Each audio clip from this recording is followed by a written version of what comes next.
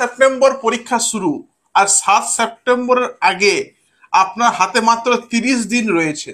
এই 30 দিন সব থেকে জীবনের আপনার গুরুত্বপূর্ণ দিন আর কি। যদি আপনি পরিশ্রমী হয়েছেন, যদি আপনি ঠিক মতন পড়াশোনা করেছেন, তাহলে 3টা টিপস আপনাকে দিচ্ছি। এই 3টা টিপস যদি আপনি লাগাতে পারেন কাজে, আপনার 60% চাকরি আপনার এখানেই হয়ে গেল। মানে যে আপনার তো ধরুন এতগুলো সিট দরকার হবে না, আপনার দরকার হবে মাত্র একটা। ওই একটা সিট পাওয়ার জন্য যে পরিশ্রম করছেন আপনি, তা 60% আপনার ধরুন আপনি জবটা পেয়ে যাবেন। আপনাকে 3টে কাজ আমি বলছি, 3টে কাজ দয়া করে আপনি একটু করুন। আপনার অনেক বেশি কিন্তু ইফেক্টিভ আর কি হবে আপনার পড়াশোনাটা বা অন্য কিছু। প্রথম কাজ হলো আপনি এই এই লাস্ট মাসটা, এই শেষ মাসটা কম কথা বলবেন। কম কথা বলবেন, কেন বলছি? যত আপনি কম কথা বলবেন, আপনার মাথার মধ্যে সমস্ত পড়াশোনা, সমস্ত নলেজ ওগুলো কিন্তু বেরিয়ে যাবে না। আমরা কি করি, আমরা অজান্তে সবার সাথে ফোনে, হোয়াটসঅ্যাপে আমরা অনেক কথা বলি। ফলে কি হয়, আপনার সময়ও নষ্ট হয়। আমার যা নলেজ রয়েছে সেগুলো বেশি কথা বললে কি হয়, সেই কনসেপ্টগুলো আর কি নষ্ট হয়ে যায়, সেই কনসেপ্টগুলো আর কি বিগড়ে যায়। তা দয়া করে এই লাস্ট মাসটা আপনি কম কথা বলুন। 2 নম্বর টিপস, 3 নম্বর টিপস দিচ্ছি, তার আগে একটা দারুণ অফার, ইংলিশের অফার। লাস্ট 1 মাসে তিনি 11-12 এর নোটস 199 টাকা দিয়ে দিচ্ছেন। আমি তাকে রিকোয়েস্ট করেছি বলে। আর 9-10 এর নোটস 199 টাকা দিয়ে দিচ্ছেন। মানে এর থেকে কমে আর আমাদের হবে না। কারণ কি না, লাস্ট মাস, শেষ মাসে খুব একটা কিছু আপনি করতে পারেন। যারা যারা নোটস কিনেছেন এটাও কিনে দেখতে আপনি পারেন। আর বাংলা নোটস আমি এখানে দিচ্ছি 199 টাকা নোটস আর 99 টাকা ক্লাস।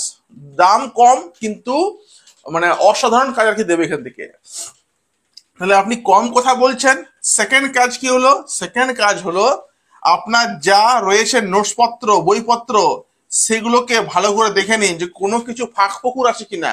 মানে কি হয়, যেটা আমরা না অনীহা করি, যেটা আমরা পড়াশোনা করি না, সেটাই দেখা যায় পরীক্ষার সময় কিন্তু পড়ে। অতএব সেই নোটসপত্র, বইপত্র যদি নেই, এই 1 মাসে আপনি কিন্তু ক্রয় করুন। কারণ এই 1 মাস জীবনে গুরুত্বপূর্ণ লাস্ট মাস। আর আপনার জীবনে এসএসসি পড়তে হবে না, কারণ এটাই শেষবার আপনার জীবনে, আর এসএসসি হবেই না। আর 3 নাম্বার কি? 3 নাম্বার হলো সবসময় রাত্রিবেলাতে কম পড়বেন। রাত্রিবেলা কম পড়ুন, আর আপনি সকাল দিকটা বেশি পড়ুন। মানে ভোরে আপনি বেশি পড়ুন, ভোর টাইমটা। রাত্রিবেলাতে কি হবে, রাত্রিবেলাতে মোটামুটি 11টা-12টা পর্যন্ত পড়ুন। আর পড়ে আপনি হাত পা ধুয়ে ভালো করে ঘুমিয়ে পড়ুন। ঘুম যেন ভালো হয়। ঘুম যদি না হয়, সকাল পর্যন্ত ঘুম আপনার চোখে কিন্তু থাকবেই, আপনার সারা দিনটা খারাপ যাবে।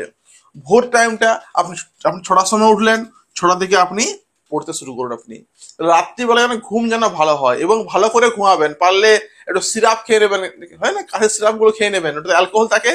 খেলে কি হবে, আপনার কিন্তু ঘুমটা ভালো করে হবে।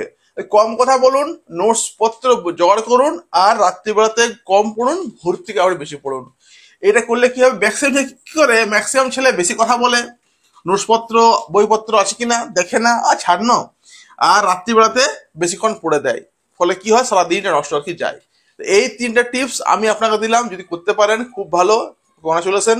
যদি না করতে পারেন তাহলে কিন্তু খুব মুশকিল হবে। এটা করলে 60% জবাব আপনি এখানে পেয়ে যাবেন আর কি। আর নোটসপত্র আমরা দিচ্ছি, পারলে নিতে পারেন। প্রত্যেকে ধন্যবাদ। পারলে ভিডিওটা যাতে ছড়িয়ে দেবেন আর কি। Thank you.